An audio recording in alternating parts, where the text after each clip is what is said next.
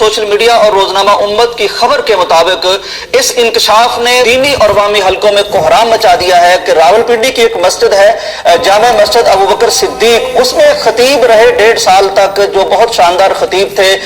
हाफिज कुरान कहलाते थे, अपने आप को मुफ्ती कहते थे, लोग उनके पीछे नमाजें पढ़ते थे, उन्होंने निकाह भी पढ़ाए, उन्होंने जनाजे भी पढ़ाए, बहुत शानदार आवाज वाले शरीफुन नफ्स आदमी, साहिब इल्म आदमी।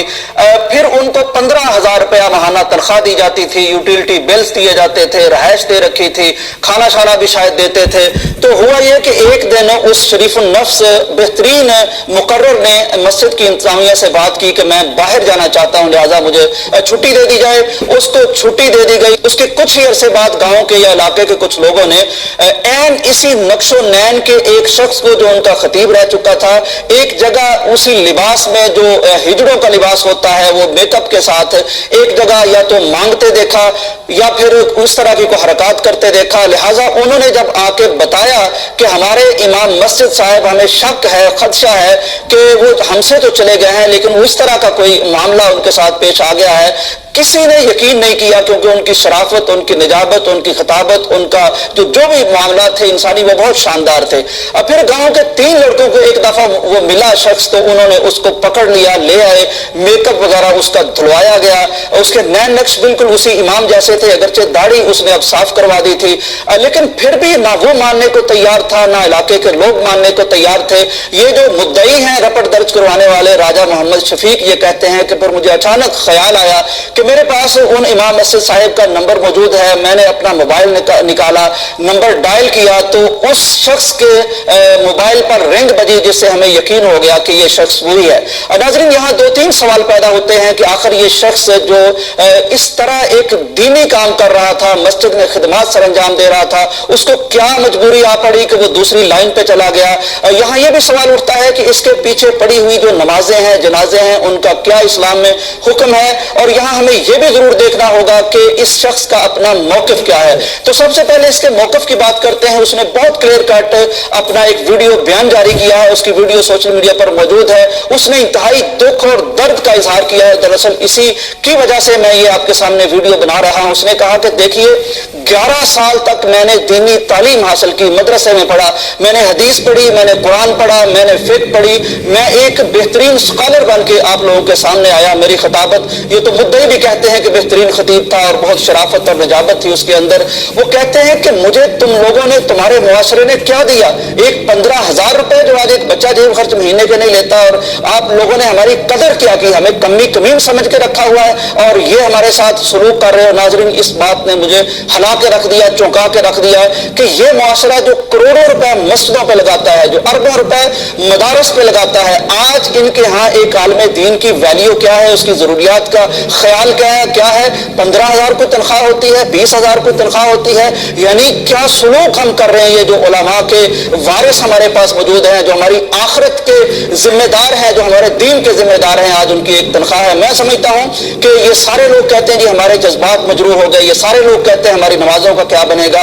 लेकिन उस शख्स की बात को भी इस माशरे को सुनना होगा कि जब दीनी मदारस में 11-11 साल तक पढ़ने वाले, कुरान मजीद को हिफ्ज करने वाले, अल्लाह के पसंदीदा लोगों को तुम इस तरह कमी कमीन की तरह बिहेव करोगे, उनकी जरूरियात पूरी नहीं होंगी, तो फिर अगर वो किसी और तरफ निकल जाते हैं तो इसके खाली जिम्मेदार वो नहीं है। वो जो भी गुनाह उनको होता है, जो भी गलती उनसे सरजद होती है, उसमें ये मुआशरा पूरी तरह शरीक है, ये मस्जिदों की इंतजामिया उसमें शरीक है। अब पिछले दिनों मैंने एक वीडियो देखी, बड़े मारूफ हमारे मुफ्ती हैं, मुफ्ती अबू लबाबा साहब, बहुत साहब फिक्र आदमी है। वो तुर्की में गए और उन्होंने ये जायजा लेने की कोशिश की कि तुर्की में किस तरह से एक सेकुलर तुर्की से फिर एक दीनी तुर्की उभर के सामने आया, जहां अजान पे पाबंदी थी, हिजाब पे पाबंदी थी, अरबी जुबान पे पाबंदी थी। आज वहां दीन की एक बहार नजर आती है। तो किस तरह आई? तुर्की ने अपने दीन और दीनी जरूरियात को किस तरह तरजीह दे रखी है। मुफ्ती अबू लबाबा साहब ने एक वीडियो बना के भेजी है। वो दिखाते हैं कि ये जी एक मदरसा है, इसके साथ एक बहुत बड़ा पेट्रोल पंप है, इसके साथ बहुत बड़ी मार्केट है,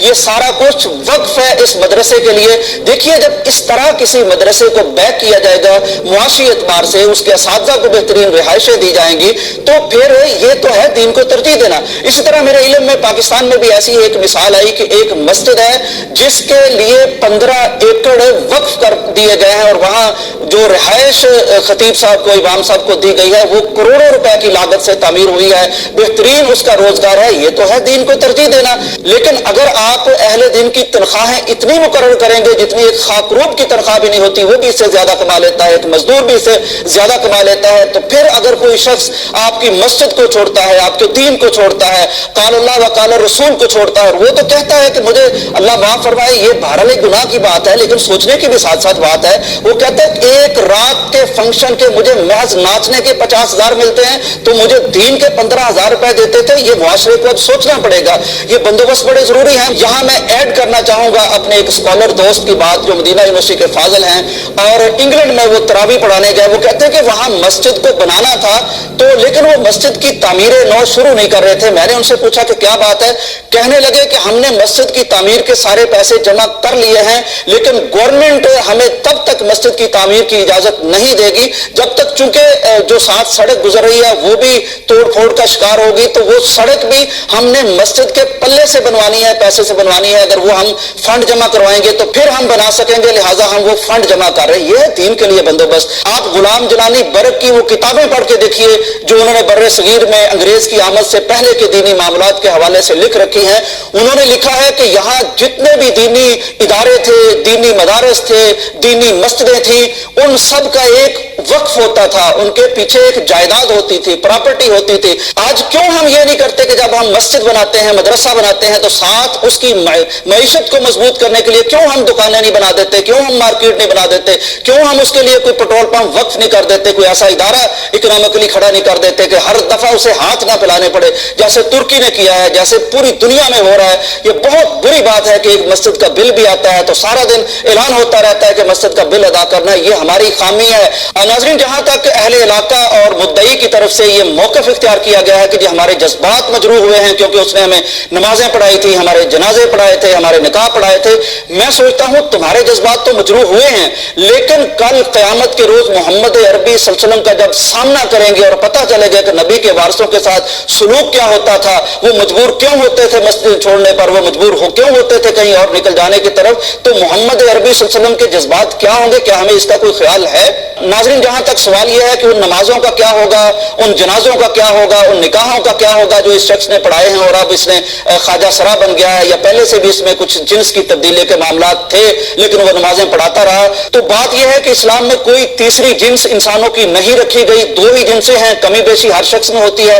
جیسے ایک شخص طاقتور ہو سکتا ہے, ایک کمزور ہو سکتا ہے, اسی طرح یہ جو انسانی اعضاء ہیں اس میں بھی کمی بیشی ہو سکتی ہے. تو فقہائے کرام نے اس حوالے سے جو ہمیں بتا رکھا ہے, جو اسلام کی واضح تعلیمات ہیں, وہ یہ ہیں کہ جو شخص کمی بیشی کے ساتھ جس جنس کے ساتھ زیادہ مشابہ ہوگا اس پر وہی حکم ہوگا, اگرچہ وہ کمزور ہو جسمانی اعتبار سے, مردانہ قوت کے اعتبار سے, لیکن اگر اس کے نشانات, اس کے آثار, اس کی چیزیں مرد کے ساتھ زیادہ ملتی ہیں تو وہ مردوں میں شمار ہوگا, اگر عورتوں کے ساتھ زیادہ ملتی ہیں تو وہ عورتوں میں شمار ہوگا. یہ شخص چونکہ مردوں کے مشابہ ہے, اگرچہ کوئی کمزوری بھی ہو, بلکہ ٹھیک ٹھاک مرد ہے, اولاد اس کی نہیں ہوئی یا بیوی چلی گئی, وہ کمزوریاں ہوتی ہیں, لیکن شرعی اعتبار سے یہ مرد تھا, اس کی پڑھائی ہوئی نمازیں